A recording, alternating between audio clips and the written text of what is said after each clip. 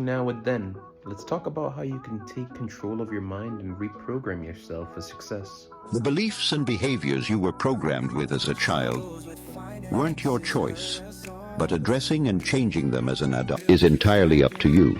It was others who installed your beliefs, habits, and fears. These were given to you by parents, teachers, society. But now, you're the administrator of your own mind.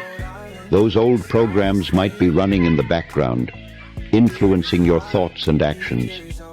They might be limiting your potential, keeping you stuck in patterns that no longer serve you. It's not your fault these programs exist, but it is your responsibility to update them, to debug the system, to install new, healthier software.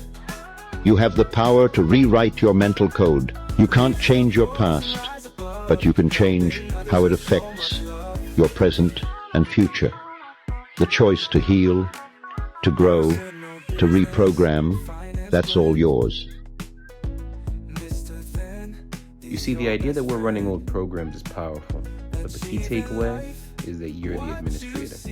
You can choose to debug, update, or go ahead and reset that software to make sure that it serves you and who you are today. Don't let outdated beliefs hold you back.